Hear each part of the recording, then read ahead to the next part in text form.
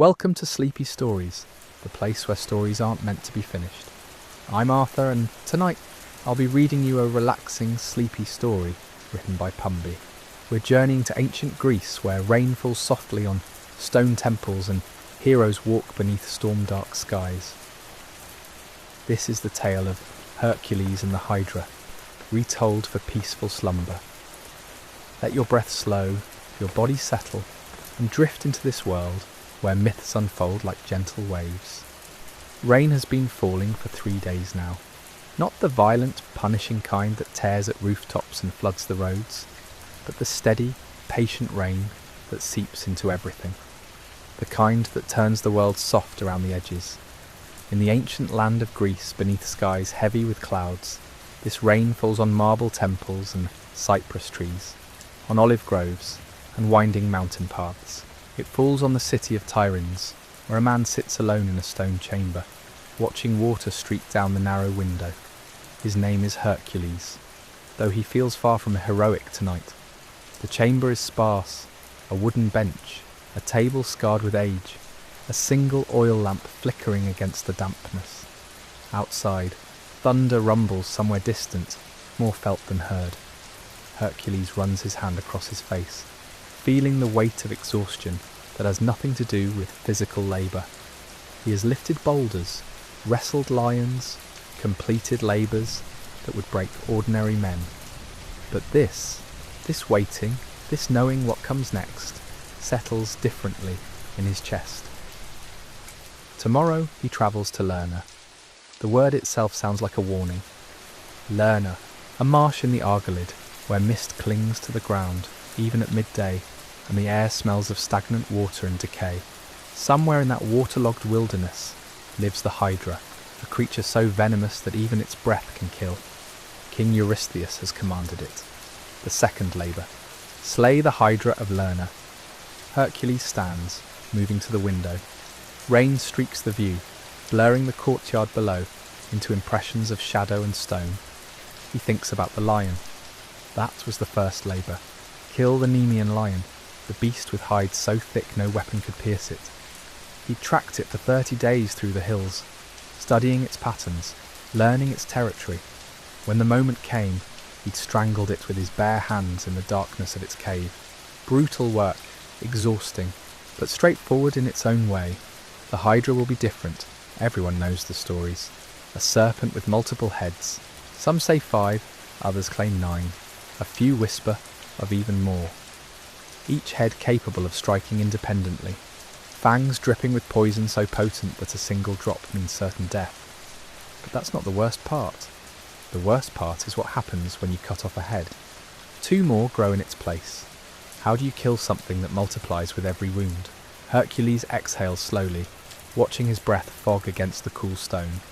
The rain continues its quiet percussion against the roof tiles. Somewhere in the palace, he can hear muffled voices, footsteps echoing down distant corridors, life continuing as it always does. People sleeping, eating, arguing about ordinary things. He envies them, that simplicity.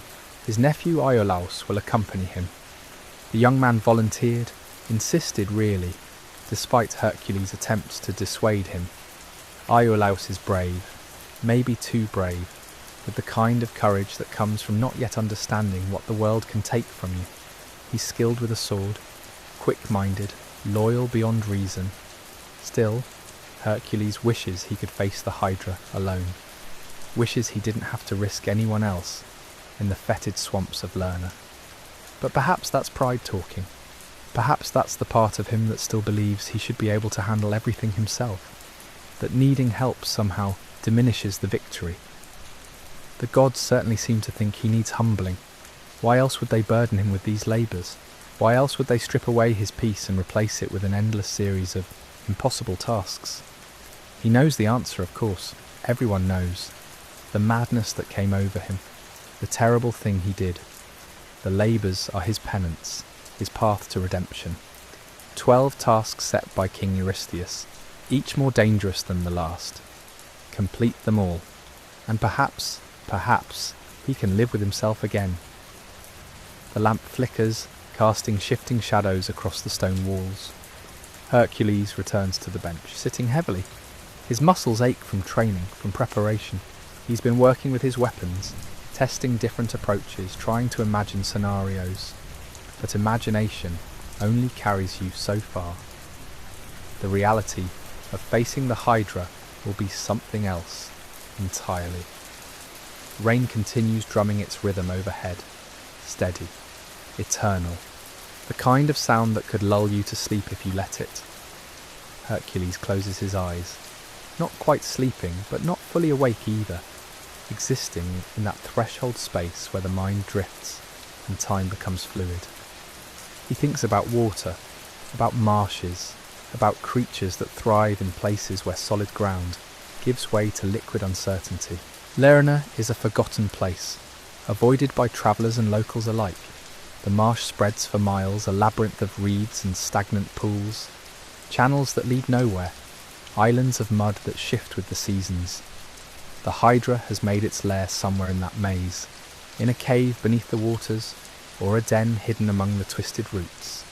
Finding it will be half the challenge. Killing it will be the rest.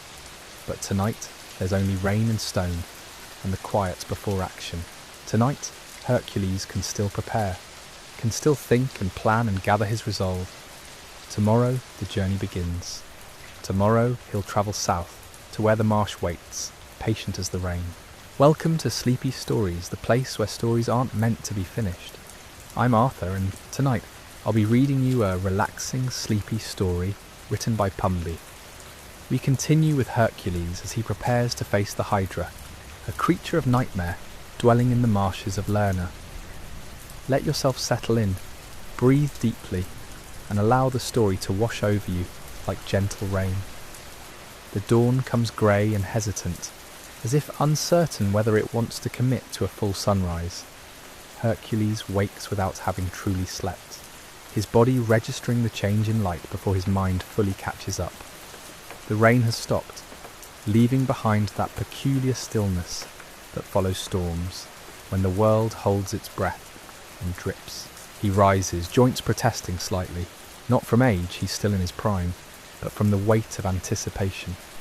Every warrior knows this feeling, the heaviness that settles into your bones before a significant fight. It's different from fear, more like gravity increasing, pulling you down toward the earth you might soon be buried in. Iolaus is already awake when Hercules finds him in the courtyard. The young man is checking their supplies with methodical care, his movements precise despite the early hour. 2 packs lie open on the stone, contents arranged in neat rows: rope, torches, flint and steel, water skins, dried meat and flatbread, bandages, a sword for each of them, freshly sharpened. Iolaus looks up as Hercules approaches, and there's something in his expression that makes Hercules pause. Not fear exactly, determination mixed with the kind of nervous energy that comes from wanting to prove yourself. "Ready?" Hercules asks. "As I'll ever be." They speak little as they prepare to leave. Some journeys don't require conversation. The sky lightens gradually, clouds breaking apart to reveal patches of pale blue. By the time they pass through the city gates, the sun has managed to establish itself, though it remains weak, watery, the kind of sun that illuminates without warming. The road south is well travelled initially, packed earth worn smooth by countless feet and wagon wheels. They pass farmers heading to fields, merchants with loaded carts, a group of children driving goats, normal life unfolding, as it always does, oblivious to monsters and myths. Hercules envies them this normalcy, wonders what it would be like to worry about crops instead of creatures, taxes instead of talons. As they walk, the landscape begins its gradual transformation. The fertile farmland gives way to scrubland, then to something wilder. Trees grow more twisted here, their branches reaching at odd angles, as if trying to escape their own roots. The soil becomes darker, richer, holding moisture like a secret. They see fewer people now. A solitary traveller who nods but doesn't speak. A woman gathering herbs who watches them pass with knowing eyes. They say the marsh is cursed, Iolaus offers, breaking their companionable silence. Most dangerous places are, Hercules replies. People need explanations for why they should stay away, and if the curse is real, then we'll deal with it like everything else, one step at a time. By midday, they can smell it. That distinctive scent of stagnant water and decomposing vegetation. Not quite rot, but close. The smell of life breaking down and reforming. The eternal cycle compressed into one overwhelming aroma. It gets stronger with every mile until it coats the back of their throats, unavoidable. The road deteriorates into a path, then into a suggestion of a trail. Solid ground becomes negotiable. Their boots sink slightly with each step, water seeping up through soil that can't decide if it's land or lake. Reeds appear, first as scattered individuals, then in dense clusters that reach above their heads. The sound changes too. Birds they can't see call from hidden perches. Insects hum their endless song. Water moves with subtle gurgles and sighs. Hercules stops at the edge of what might generously be called solid ground. Before them the marsh spreads like a challenge. Channels of dark water wind between islands of vegetation. Trees emerge from the water itself, their roots creating complex architectures above and below the surface. Mist hangs in patches, refusing to fully dissipate despite the sun's weak efforts. Somewhere in there, Hercules says quietly. Iolaus surveys the landscape with the expression of someone trying to solve a puzzle with missing pieces. How do we even begin to search? We follow the death, it's true. Now that they're standing still, paying attention, they can see the signs. A fallen tree, its bark stripped away by something with considerable strength. Reeds bent and broken in patterns that suggest a large body pushing through. And there, floating near the bank, the carcass of what was once a deer, bloated and picked clean. It has to eat, Hercules continues. It has to move. Creatures that size leave traces. They begin their careful advance into the marsh. The water is cold when it seeps over their boot tops, a shock that focuses the mind wonderfully. Each step requires consideration. What looks like solid ground might be floating vegetation. What appears to be shallow water might drop away into unexpected depths. They use long branches to test ahead, prodding and probing like blind men learning a new room. Time becomes strange here. The sun moves but seems to make no progress. Minutes stretch, hours compress. They navigate by instinct and observation, following the subtle signs of disturbance. A crushed nest here, scratches on stone there. The marsh reveals its secrets reluctantly, making them work for every clue. As afternoon begins its slide toward evening, they find something more substantial, a channel wider than the others, where the water runs with unusual darkness. The vegetation on either side has been flattened, pushed aside by something moving with purpose and regularity. A path, a route. Hercules and Iolaus exchange glances. No words needed. They've found the Hydra's highway. Welcome to Sleepy Stories, the place where stories aren't meant to be finished. I'm Arthur, and tonight I'll be reading you a relaxing, sleepy story written by Pumby. We continue our tale of Hercules and Iolaus as they venture deeper into the Lernaean marsh, following the trail of the legendary Hydra. Let your breathing slow, your muscles soften, and allow yourself to drift as we discover what awaits them in these ancient waters. They follow the channel as it winds deeper into the marsh's heart. The vegetation closes in overhead, creating a tunnel of green and shadow. Sunlight filters through in scattered coins of gold, illuminating dust motes, and the occasional dragonfly that darts past with mechanical precision. The water here flows with purpose, not the aimless wandering of the outer marsh. Something has shaped this place through repeated passage. The banks show erosion patterns, smooth wear on exposed roots. This isn't random, this is routine. Iolaus keeps his hand near his sword, though what good a blade would do against a creature of legend remains an open question. How big do you think it actually is? Hercules studies the channel width, the height of the disturbed vegetation. Big enough that we'll know when we see it. That's not comforting. It wasn't meant to be. They press on. The marsh sounds intensify around them. Frogs begin their evening chorus early, as if the perpetual twilight of this place has confused their internal rhythms. Birds call warnings to each other, their cries echoing strangely off the water. Everything here feels alert, watchful. The channel opens suddenly into a clearing, not natural. The trees here have been broken, pushed aside with tremendous force. Some lie half submerged, their trunks snapped like kindling. Others lean at impossible angles, still rooted but forever changed. In the centre, a pool, darker than the surrounding water, almost black. Perfectly still despite the movement, everywhere else. It reflects nothing, absorbing light rather than bouncing it back. The lair, Hercules says softly. Iolaus swallows. You're sure? Look at the trees! Look at the bones! He's right. Scattered around the pool's edge, picked clean and bleached white, are the remains of the Hydra's meals. Deer, boar, creatures, Iolaus can't immediately identify. All substantial, all reduced to calcium and memory. They approach cautiously, testing each step. The ground here feels different, more solid, as if the Hydra's presence has somehow compacted it through sheer weight and repetition. Nothing moves in the pool, no ripples disturb its surface. It could be solid obsidian for all the life it shows. Maybe it's not home, Iolaus suggests hopefully.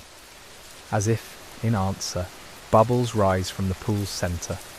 Large bubbles, bringing with them the smell of deep places and older things. They pop with sounds like wet whispers. Hercules draws his sword. The blade catches what little light penetrates this place, throwing it back defiantly. Get ready, The water begins to move, not violently at first, just a suggestion of displacement, as if something beneath is shifting position, considering options, deciding. Then it surfaces. The head emerges first, massive, serpentine, covered in scales that shimmer between green and black. Eyes the colour of old amber fix on them, with an intelligence that's somehow worse than animal hunger. This thing thinks. This thing chooses. It rises further. Water streams from its neck, from its shoulders, from its chest. Taller than a man, taller than two men. The body remains submerged, suggesting depths they can only imagine. But it's the other heads that steal the breath from Iolaus's lungs. They emerge around the first like a crown of nightmares. 3, 5, 7, 9, each independent, each moving with its own rhythm, its own attention. Some watch Hercules, some watch Iolaus, some scan the perimeter, as if expecting ambush. 9 heads, 9 sets of teeth, 9 potential deaths, all attached to one impossible body. Oh, Iolaus manages. That's big. The Hydra doesn't roar. It doesn't need to. Its presence alone fills the clearing with menace. The heads weave slowly, a hypnotic dance of predatory calculation. Tongues flicker out, tasting the air, tasting fear. Hercules steps forward, placing himself between the creature and Iolaus. We've come to end your reign over this marsh. One head tilts, almost curious. Another opens its mouth, revealing rows of teeth designed for one purpose only. A third makes a sound, low and rumbling, that vibrates through the ground beneath their feet. I don't think it's impressed, Iolaus notes. It will be. And chui! The Hydra moves with shocking speed for something so large. 3 heads strike simultaneously, coming from different angles, cutting off escape routes with tactical precision. This isn't a mindless beast. This is a coordinated attack from a single consciousness, commanding multiple weapons. Hercules dodges left, his blade flashing upward. It connects with the nearest head, biting deep into scales and flesh. Black blood sprays, hissing where it hits the water. The head recoils, wounded but far from defeated. The other heads press the attack, forcing Hercules back toward the pool's edge. Iolaus moves to flank, looking for an opening, any opportunity to help. That's when he sees it. The wounded head, the one Hercules struck. The flesh is moving, writhing. The wound isn't healing, it's dividing. The head is splitting, the injury becoming a seam. 2 new heads emerging from where one was damaged. Hercules, Iolaus shouts. The heads, they multiply! Hercules risks a glance, sees what Iolaus has seen, and his expression shifts. Not fear, something else. recognition, understanding that they've fundamentally misunderstood the nature of this fight. The Hydra now has 10 heads, and they've only just begun. Welcome to Sleepy Stories, the place where stories aren't meant to be finished. I'm Arthur, and tonight I'll be reading you a relaxing, sleepy story written by Pumby. We continue with Hercules and his companion Iolaus as they face the legendary Hydra in the depths of Lerna's Marsh. Let yourself sink into the ancient world, where heroes battle impossible beasts. Take a deep breath, settle in, and let the story carry you away.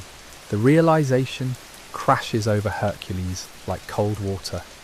Every strike creates 2 enemies. Every wound doubles the threat. The fundamental logic of combat has been inverted. Aggression feeds the monster.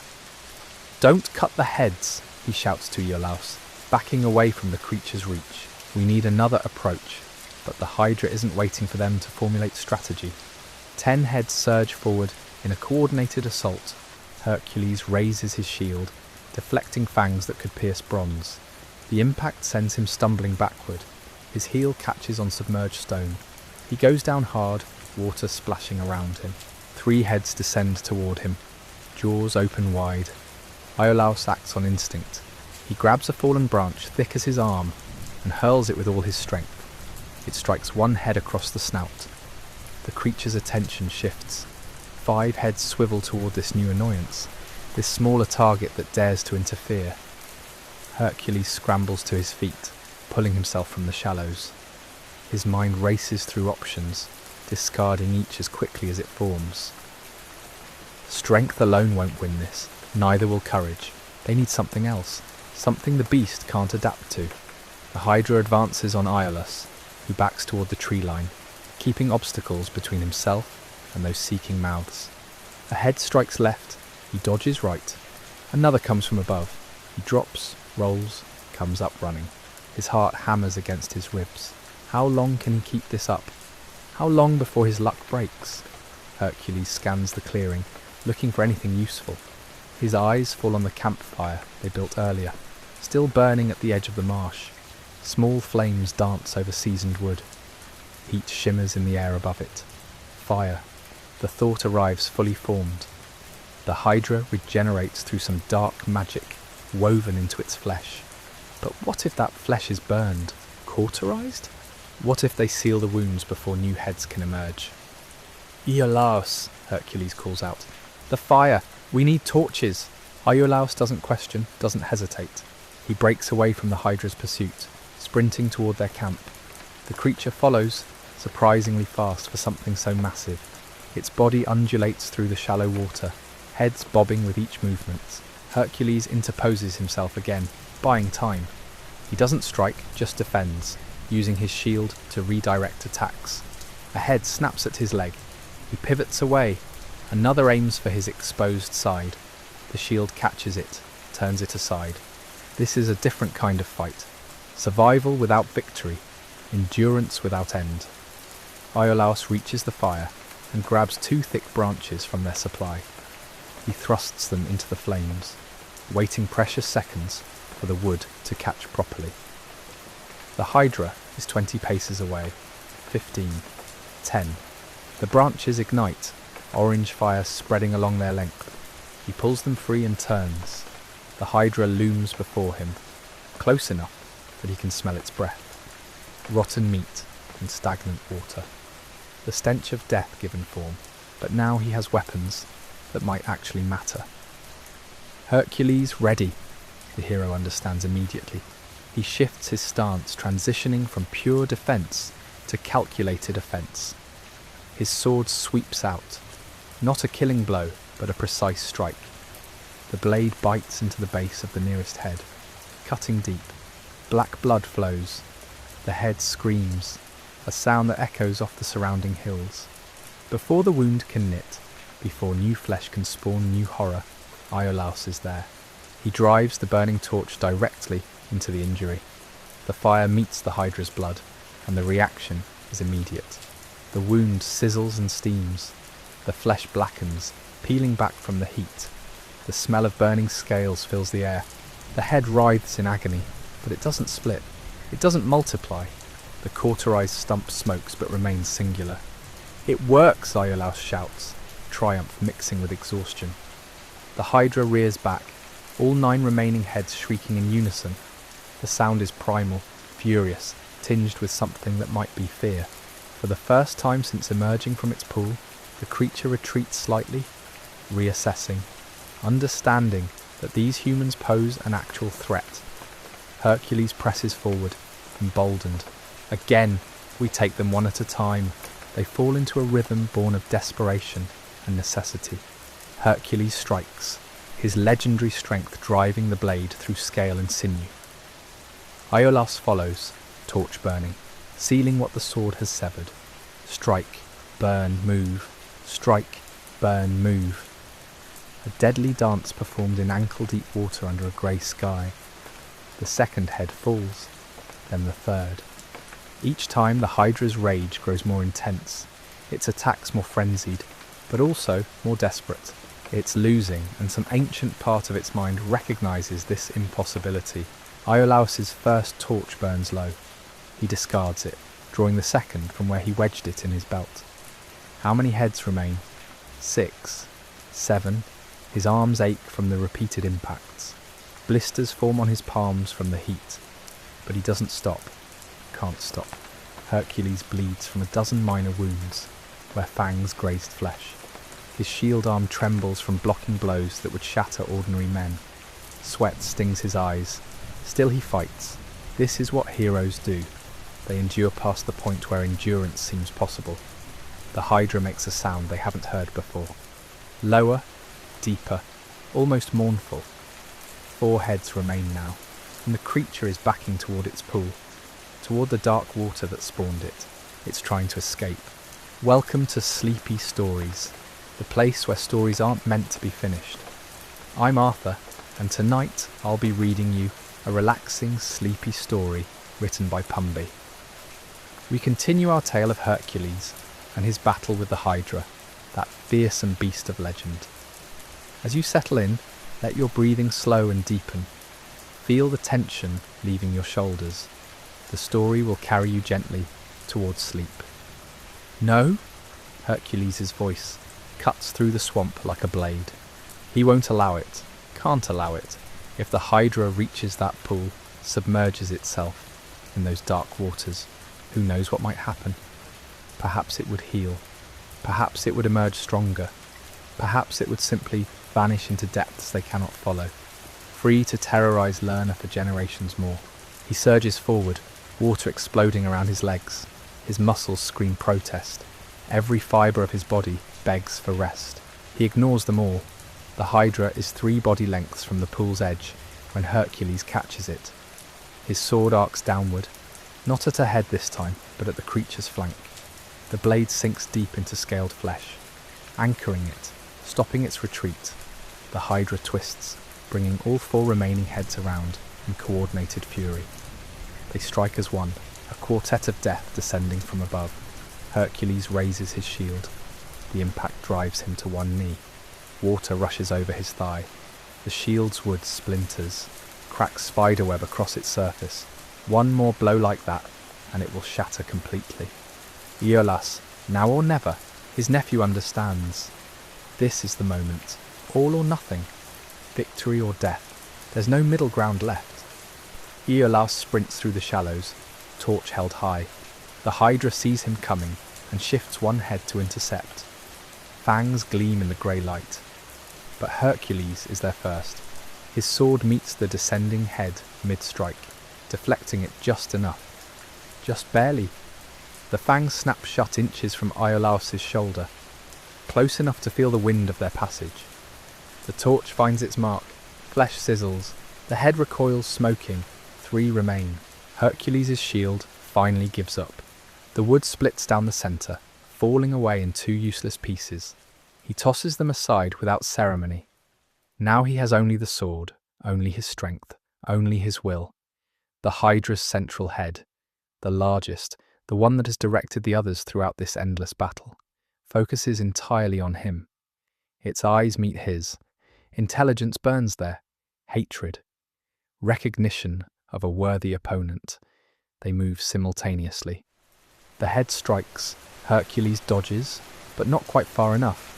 Fangs catch his shoulder, tearing through flesh. Pain explodes white-hot through his arm. Blood flows warm down his chest. He doesn't stop. His sword continues its arc, guided by instinct and desperation. The blade finds the creature's eye, drives deep, penetrates through to whatever passes for a brain in this monstrosity. The Hydra's scream shakes the very air. All three remaining heads throw back in unison, mouths open impossibly wide. The sound goes on, rising in pitch until it becomes almost unbearable.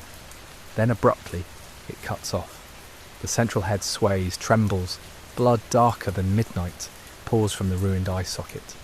Hercules wrenches his blade free and swings again.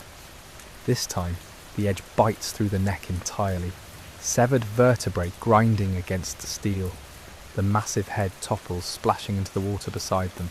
Iolaus is already moving. The torch sears the wound closed before new heads can even begin to form. 2 remain now, just 2. But these fight with the frenzy of cornered animals.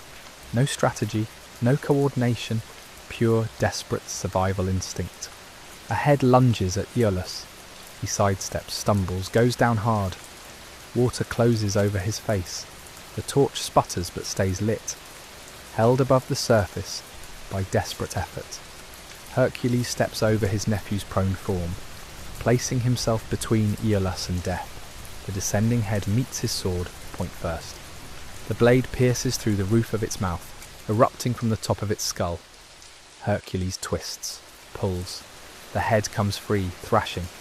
He hurls it aside and brings his sword down again, separating it completely from the neck. Up! Get up! He hauls Iolaus to his feet with his uninjured arm. One head left, one final obstacle between them, an impossible victory. The last head weaves before them, its movements growing sluggish. The Hydra's body shudders. Perhaps losing so much of itself has weakened it beyond recovery. Perhaps it simply knows the end has come. It strikes one final time, not at Hercules, at Iolaus, the easier target, the weaker opponent. But Iolaus isn't the same frightened boy who entered this swamp. He's been forged in this battle, tempered by fire and fear and the necessity of survival. He doesn't retreat, doesn't freeze. He steps forward inside the head's reach and drives the torch directly into its open mouth. The flames find the creature's throat, its insides. The head convulses, trying to expel this burning invader. Iolaus holds firm. Hercules' sword falls one last time. The final head drops into the water. Iolaus seals the stump. And then there is only silence. The Hydra's massive body sways, collapses, falls sideways into the pool with a tremendous splash that sends waves rolling across the swamp. For a long moment, neither man moves. They simply stand there, chests heaving, unable to quite believe it's over. Then Iolaus starts laughing, quiet at first, then building. Not humour, but release. Pure, overwhelming relief. Hercules joins him. The sound rough and raw. They've done it. Killed the unkillable. Defeated a monster that should have been their end. The second labour is complete. Around them the swamp begins to change. The oppressive weight in the air lifts gradually. Somewhere in the distance, a bird calls. The first natural sound they've heard since entering this cursed place. Life, tentatively, beginning to return. They make their way back towards solid ground, supporting each other. Heroes, yes, but also just 2 men who survived something that should have destroyed them. The story of how Hercules slayed the Hydra will be told for thousands of years. But here now, in this moment, they're simply grateful to be alive. The journey back to Tiryns takes days. Hercules' shoulder wound requires careful tending. Iolaus fashions a sling from torn cloth, insisting his companion rest the injured arm. They move slowly, stopping frequently. There's no rush now, no monster pursuing. Just 2 weary travellers, making their way home through a world that suddenly seems brighter, lighter, as if a shadow has been lifted from the land itself. Word of their victory spreads before them. By the time they reach the city gates, a crowd has gathered. People line the streets, cheering, reaching out to touch Hercules as he passes. He accepts their adulation, with quiet grace, but his thoughts are already turning forward. 11 labours remain, 11 more impossible tasks, but tonight, as rain begins to fall again, gentle, cleansing rain, he allows himself this moment of peace. The Hydra is dead, the marsh is free, and somewhere in the darkness, sleep finally comes.